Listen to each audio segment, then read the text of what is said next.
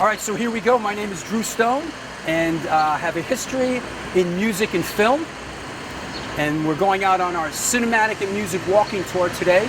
We're excited about it. We've got a bunch of friends and cohorts, and we're gonna go out and about in the city, identify a lot of hot spots for music and for film. And we're gonna take the subway. We're gonna go around. We're gonna do Central Park. We're gonna do a lot of great stuff. So you bought the ticket, take the ride. Let's go. Here we are in front of the infamous, famous, world-renowned Brill Building. Of course, the Brill Building back in the day was known, it was a hive of musical activity, songwriters, producers, recording studios. Like if we were a band back in the day, we'd show up at the Brill Building and we'd have a meeting with an agent, and the agent, I love you guys. They'd take us to the publisher and we would sign our publishing away because we didn't know any better. And then they would take us right down to a recording studio. They would record our hip teenage combo. This place was like a real, factory, and writers included Neil Diamond, Carole King, Doc Pomus, Neil Sedaka.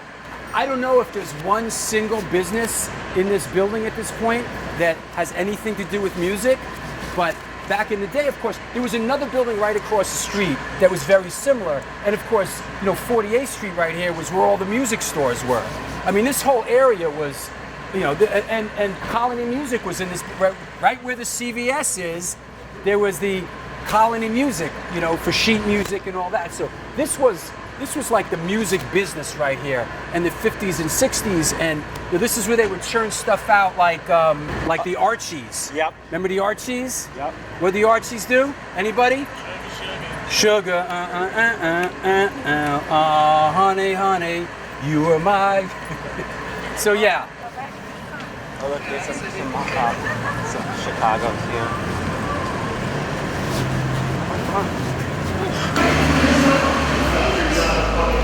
Come on, Larry, you can do it. Please, here, go ahead, do that. Hold on. Credit card? Credit card. Here, start. Wait, hold on.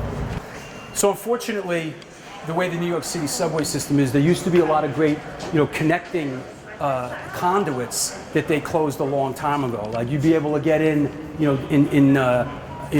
down in Times Square and walk through here, but a lot of those things are long gone. We're getting on the train here. New York City has a rich history of graffiti. These were the good old days. Some people remember it as the bad old days. Graffiti. I mean, you'll see once we get in the subway here how much things have changed. Here's somebody plying their art. I love this shot. This is Woody Guthrie playing acoustic guitar on the subway in the 40s. And hey, a lot of people thought that, graffiti was making things nicer. It's a classic dandy, and this is how they patrolled the subways. It was a scary place, and here we go. Here comes our train.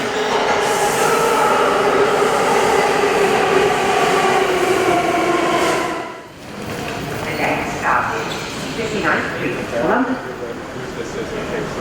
Stand clear of the closing doors, please. Oh my God, take the phone down. People always carry on about the good old days, but a lot of people that carry on about the good old days didn't ride the subway back in the 70s, so there you go. This might look familiar to you. Of course, this being the Warriors, who had the big adventure to make it back to their home in Coney Island. Great film from the 70s, still holds up. It was a lot of truth in that film at the time. It was a crazy film. They killed Cyrus! They killed Cyrus! They did it, the Warriors!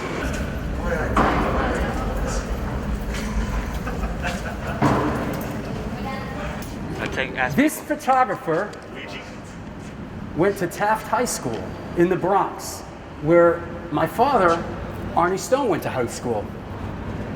He was a year younger than my dad. My dad always said he was always the schmuck with the camera around his neck. This is from a 1947 expose in Look magazine, shot by a guy named Stanley Kubrick. And this is, of course, this is literally the next subway stop up. You could see here, on the right, on the hard concrete, that even in the late 40s, people were sleeping in the subway. And look how creepy and dimly lit it is, too. I guess at some point they were like, we need to put some lights in this. Look at that. Like, let me walk down to the end of the platform. I mean, that's kind of scary. And also here, we were talking about the Warriors and like that, era of New York that people glamorize. But there was a lot of these kind of films that you may remember. I did. I'm a child of the '60s. Me and my brother grew up, here in New York in the '70s and the '80s. But films like Assault on Precinct 13, and then of course, these were handed out, The Guardian Angels. Curtis Sliwa, of course, right now is the Republican candidate for mayor of New York City. Wow. And just a little spiel on the New York City transit system, and this is the map. Interesting for those who've never been on the subway before, don't know much about it. Even still to this day, what's the subway fare? $2.75. Still, theoretically, you can get a hell of a ride for $2.70. Me and my brother, we grew up here in the Bronx, and we used to cut out of school and get on the train and come all the way down and go all the way out to Coney Island. For what back then was a lot cheaper. But even to this day, it is still one of the great values, transportation values. But this is the largest transit system in the world, the New York City subway. And for those that don't know, the black dots are local, the clear dots are local and express, and this ties it all together. The first subway was built in 1904. Before that, we had a series of L's, they call them, elevated trains. We had the 3rd Avenue L, and a lot of the systems weren't connected. Like I said, it's the largest rapid transit system in the world, 469 stations, and in 2015, there were 1.76 billion riders.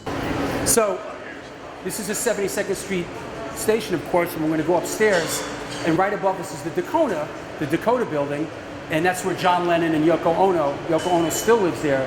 But when they renovated this station a couple years ago, Yoko Ono was involved, and they did a lot of beautiful art in here. There was a little bit of some grumbling about why are they renovating this station when so many other stations in the system, are so decrepit. But I understand in the regard that a lot of tourists come through here to get into Central Park and to go to the Dakota, and want to have the station look nice for everybody that comes from around the world. But there's some beautiful Yoko Ono, John Lennon inspired art all around the station. Let's go upstairs and check out the Dakota. Here we are in front of the Dakota, infamous for the Roman Polanski film Rosemary's Baby. Does anybody know why it's called the Dakota? When it was built, it was so far away from the rest of the city that they called it the Dakota. That's right. I'll just call it the Dakota. That's right. So far away, it could be the Dakota. When this was built, it was so far uptown that they joked about it and said, "Well, might as well. It's like it's in Dakota. It's in the Dakotas." So it picked up the name the Dakota. They didn't build it with like, we're going to christen this the Dakota. It was so far uptown that it was a folly, and it got the nickname the Dakota. Now, the Dakota became known, and of course, all that changed, obviously, and all that really changed when they put in the New York City subway system with a friggin' subway stop right here. That really, the New York City subway system connected all the boroughs and enabled people to really get around for the first time. Residents have included Lauren Bacall, Connie Chung, Boris Karloff, Jack Palance, film critic Rex Reed, and of course, John and Yoko Ono Lennon. So that said, of course, the Dakota is known infamously as this vestibule right here. Sadly, is known the place where John Lennon was shot and murdered. He came out of the building that morning on his way to the recording studio. This is taken when he came out of the building. That's a guy named Mark David Chapman. He signed and autographed the record for Mark David Chapman right then and there.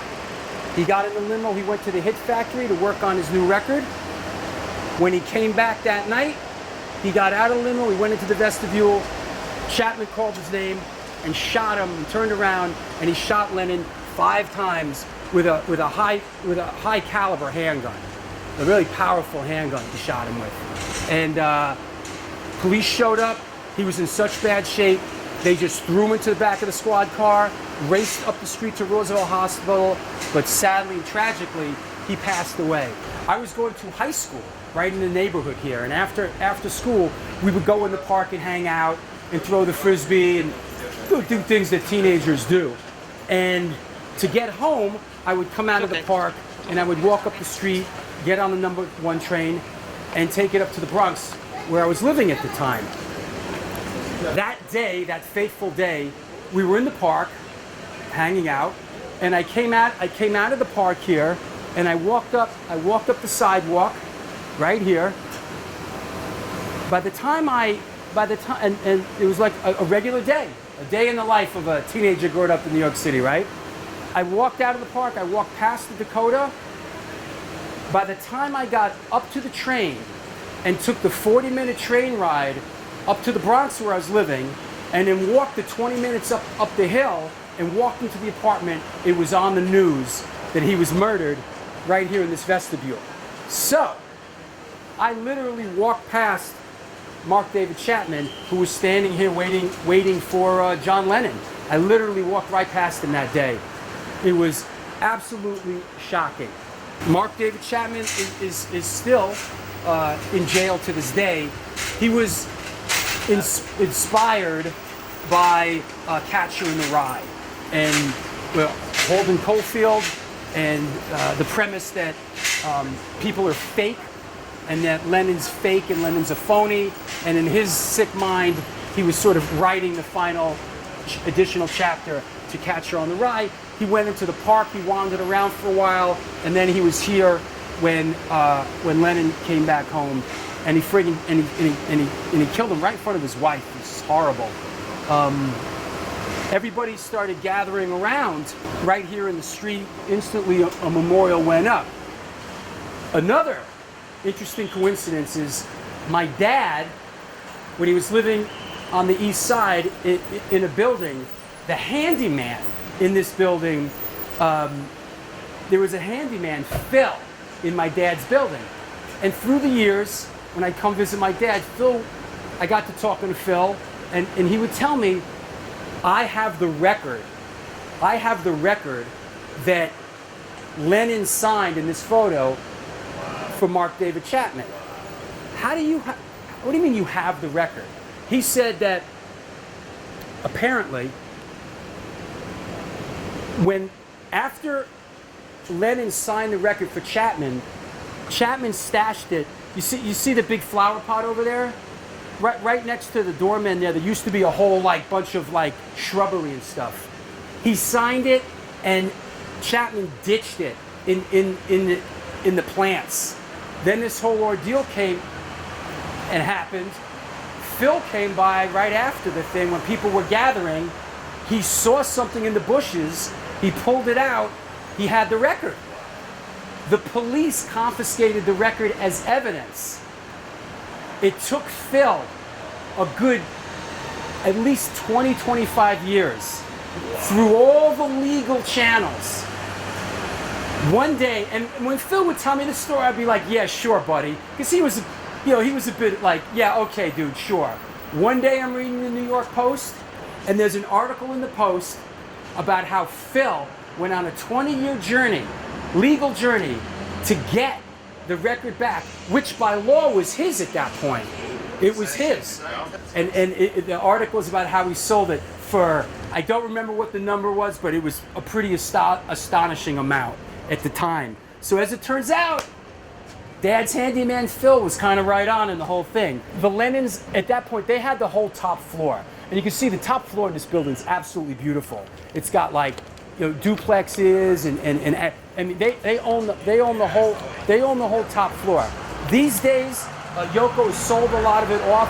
She still lives in this corner over here, and every year on the anniversary of his death, and we'll see this when we get into Central Park, she lights a candle and puts it in the window, and every year on the memorial of his death, people gather in the park to pay respect for it. So here we are in our beloved Central Park, specifically Strawberry Fields. This was John Lennon and Yoko Ono's favorite part of the park that they used to walk around. You could see footage on YouTube of them walking around, which was shot by a friend of our family, my dad's cameraman, Jimmy McCalmont. Shot all that stuff on 16mm film. That footage of John and Yoko walking around Central Park. No, did not know that. Interesting fact, Jimmy McCalmont shot it. When John Lennon passed away, Yoko Ono spearheaded a movement to refurbish this part of the park and make it a memorial to him, because like I said, when he passed away, people would gather in front of the building. And after a couple years, that kind of became a problem, having like huge crowds of people in front of the building every year. So Yoko Ono put up $1 million to start with, and countries from all over the world contributed to that fund, and they refurbished this part of the park. As you can see, Strawberry Fields was shaped as a teardrop. I mean, that's the way it's landscaped, as a teardrop. But you know, since the christening of it, it's become a real focal point for a lot of things, including when somebody from that era dies. When Jerry Garcia from the Grateful Dead passed away, there was a thing here, and when George Harrison passed. So it's really sort of a magnet for that. It's a very calm and beautiful, serene part of the park. The focal point is this beautiful mosaic, which we're going to go check out. Kind of girl that puts you down when friends are there, feel the fool. When you say she's looking good, she acts as if it's understood. She's cool, girl.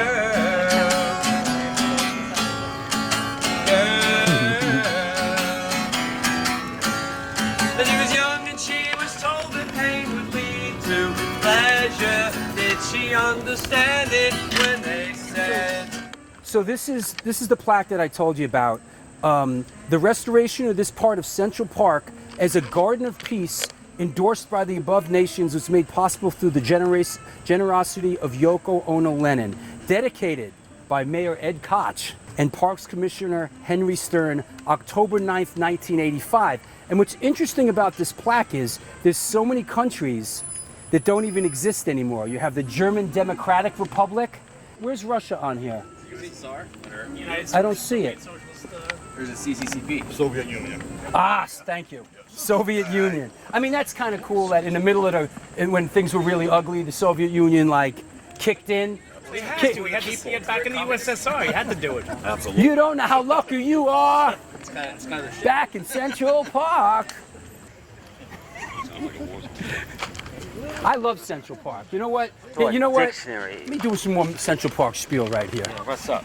Yo, I got to tell you, I love Central Park. Part of the reason I love Central Park is it's still exactly the same way it was when I was a kid growing up here in New York City. We're going to do a lot of walking on this tour and seeing a lot of places, and the theme's going to be, oh, this used to be this or this used to be that, and things have changed, and New York, blah, blah, blah, blah. Central Park is exactly the same way it was back when I was a kid, and I love it for that. Let's go see some more. This, my friends, is the gateway to Asgard. If you've seen the Avengers movie, you would know that. At the end of the Avengers movie, when they meet here and they bring Loki here, this happens to be the gateway to Asgard, right here in Central Park. How cool is that? This is the top of the Bethesda Fountain, rich in New York history. This is where they shot the opening to the film Ransom with Mel Gibson when they grab his kid. That's right down here. Back in 1994, I believe it was. I'm going to line it up to the best of my abilities. People have often asked, where did you guys shoot this? In this incredibly gothic location.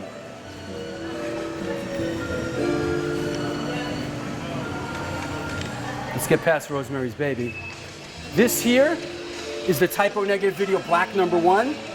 This is the exact camera angle. As you can see, we set the band up right here and did the whole bit right there. The infamous Pete Steele and everybody. We did it all. It was all right here. And that shot, the outdoor shot, that's the tree right over there. And up in the tree were the guys from Life of Agony, dressed as the guys from Clockwork Orange. And so... I don't remember this part. We know who she is. We'll get to that. But anyway, so what happened here was, now this is when I had the run of music videos. We did Biohazard, we did Onyx Slam. I produced them through my company Stone NYC. Paris Mayhew from the Cro-Mags directed those. And at a certain point, we were doing the Typo Negative video, and back then, and now of course, you had to get a permit to shoot in New York City. You can't just go out and shoot. You have to have a permit, you have to have $1 million insurance policy back then to get a permit. So we scouted a bunch of places out, and we decided, hey, this would be a great place to do the Typo Negative video. So it was getting late in the day, and I called the mayor's office and I said, hey, I'm running down there, I want to get a permit for Bethesda Fountain. Now understand, in 1993 or 4, it was kind of nasty here. It was the middle of a crack epidemic. There was a lot of homeless people living here. And she said, look, there's an hour left in the day. Don't worry about it. Nobody's coming in here to get a permit for that location. Okay, boom. Next day, she calls me and said, you're not going to believe this. Somebody walked in and permitted that place. Now, and I was freaked. And she said, listen, I'm going to make an exception for you. We don't give out permits on the weekends in the park, but I'm going to give you a permit for that location for a Saturday night. And they allowed us to shoot here on a Saturday night. We shot the Typo Negative video. And another interesting thing about that shoot is, you see these beautiful mosaics like up on the ceiling here? I remember that night, because it was one of those classic music video shoots during the golden age of music video that would just go on all night. Now we'd be staying, and when we used to scout music video locations, we had this joke. We'd be like, all right, it smells like, you know, human feces and urine. This must be the place. Because every place, every music video location that, you know, we would, oh, this is a cool place to shoot, it'd be like, it's fucking disgusting, right? So this as well, you know? So, like I said, there was a crack epidemic going on, and people were camped out in here. We paid off the homeless people, like, yeah, hey, we're shooting here. Here's 20 bucks, here's 20 bucks. You do the right thing. You know, we had food, fed them, just to clear the area. But I remember when we shot it, all these let's call them plates or whatever, each section, were all stacked up in the corner over there, all busted up, all ripped up and destroyed. And I remember thinking to myself, man, that is so sad. They must have been so beautiful in their heyday. And it's really tragic that this place has really just, you know, become so deteriorated and decrepit. So seeing that they've renovated it and it's up there and it's beautiful again really makes me happy as a New York, a lover of all that is New York. As we leave Bethesda Fountain, another video that I worked on back in the day, a big fan favorite right here, of course, the one, the only, Samantha Fox. Right here. This is literally where the camera was when we did it. Samantha Fox. Yeah. So, Samantha Fox. And then you see that angle there? See on the stairs? That was UTFO, right? So there she is doing her thing. And then the reverse angle coming up. Nice crotch shot. Oh, gang, let's keep it moving. Food awaits. So here we are at the Naumburg Bandshell. Naumburg Bandshell, famous for a couple of things. A lot of musical acts played here, but John Lennon was eulogized here. Martin Luther King did a speech here. The Grateful Dead played here. And there was a Rock Against Racism show in 1982 with Cause for Alarm and a couple other bands. I'll tell you a crazy story that we used to climb up on top of the thing from behind. There was a way to get up. And one time there was a big event going on in the plaza here, filled with people. And I climbed up the back, and I slid, and I poked my head over, and I looked down, and all of a sudden, I saw all these heads look up at me. And I was like, ah! And before anybody could blink, or anything could happen, I slid down the back, jumped down, and got out of there. Also, I love this statue over here. Could never figure out really, like, I get the Beethoven part, and we used to goof on Beethoven. He just always looks so pissed off at us. Like, why is Beethoven so angry at us? But we could never figure out who his girl was. Is that like Beethoven's girl? Or is he mad at his girl? Like, what's going on? Like, what's the connection here? You never could figure that out. So here we are in front of Sheep Meadow. Interesting history of Sheep Meadow. Originally, they actually had sheep in the meadow. And the restaurant that's over there, known as Tavern on the Green, is where they housed the sheep. What happened during the Great Depression is that this area turned into Hoovertown, is what they called it, and the sheep disappeared, never to return. Obviously, people ate the sheep. But anybody know what this is? Oh, we're just watching that movie. That is Gordon Gekko, and the movie's called Wall Street. There's that great scene at the end. Hold up. When we were growing up, it was really desolate. It was really downtrodden. It was like a big dirt field. They had a couple of concerts here to raise some money to renovate it. And since they reseeded it, they keep it closed for a good part of the year. They let people in only, in the summer. What we used to do here, when we were teenagers and did teenage things, is we would have the naked race, which is where you'd start on one end at the fence with your hand on the fence, right? Girls and guys alike. Someone would say, go. The goal was to go from that fence to the other side of the fence, across the field, the other side. And before you touch the other side of the fence, you have to take all your clothes off. So people would break out along the way, and you would picture this going on in the middle of the night, right? When you touch the other side of the fence, you got to run back the other way and put all your clothes back on. So you got to take them all off, hit the fence, come on the way back, put them all on, and touch the fence. And whoever does that first is the winner. But what happened eventually was people sort of like, because I went to high school right in the area here, people like during the week would be like, plotting their strategy and everything. And you would have some people that would, basically go, and they take 3 steps, take all their clothes off, lay it out in a proper pile, run, hit the fence, run all the way up. But then what would happen was that, go ahead. And then what would happen is that you get people like, kicking stuff and grabbing shoes and throwing it in the other direction. And this went on this was a lot of fun, and there came a little thing. And and who was the most into it were the girls. The girls were most into this. This was like, they were into it. They got their strategy together. I mean, the guys were pretty lunk-headed, but that was the naked race. I don't think it goes on anymore, but that was a fun thing to do back in the day. Here we are in front of a place rich in New York music history. This is Electric Lady Studios, built by Jimi Hendrix. Here is as part of our juvenile delinquent trip that you used to take down A Street. Of course, the first stop was we go into the vestibule of Electric Lady Studio and we smoke a joint before we head down. But here's a shot of Electric Lady Studio back in the day. There you go. Here's a shot of Jimi Hendrix behind the board at Electric Lady Studio.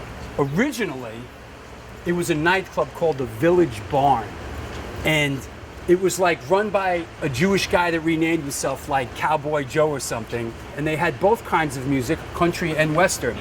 My dad had this picture of him out on a date with some girl, and there was like hay bales, like they were at a table.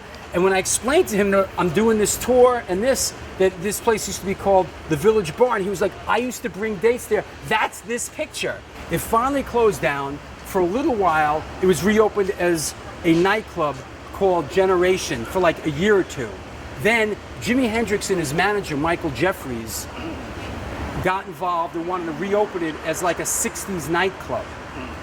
Eventually, not soon after, since Jimi Hendrix was spending so much time in the recording studio and racking up such a bill in the recording studio, they decided to renovate it and open it as a recording studio. Right away, they found out that it's right above the subway.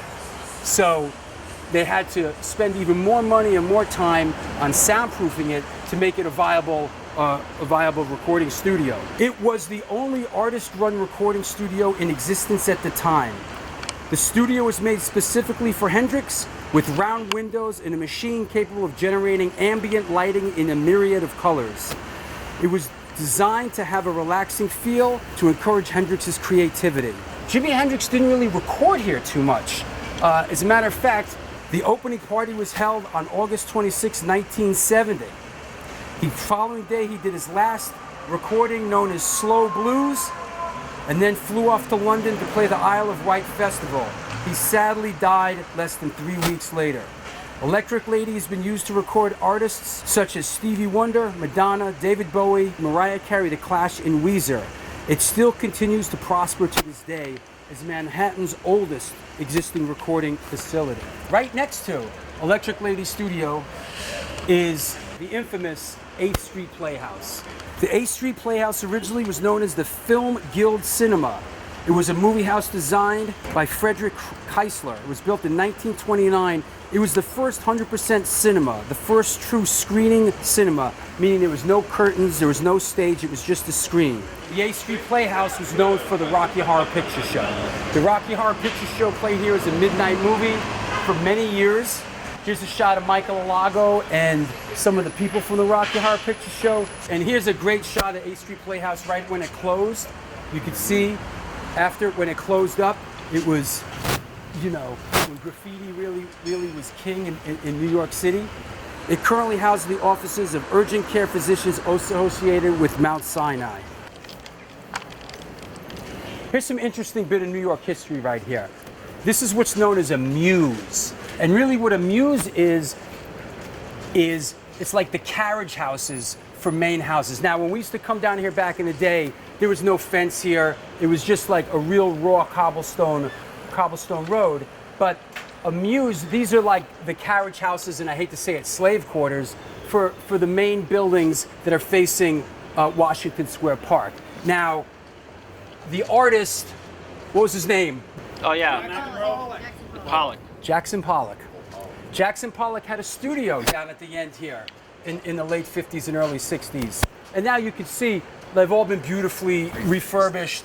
And could you imagine not only living in a beautiful place, but you have a parking spot all the time. You know, you have your own fenced in. I mean, this is, I mean, really, if we were shooting a period film, you could just look down here like nothing's changed except for that big building behind it, you know?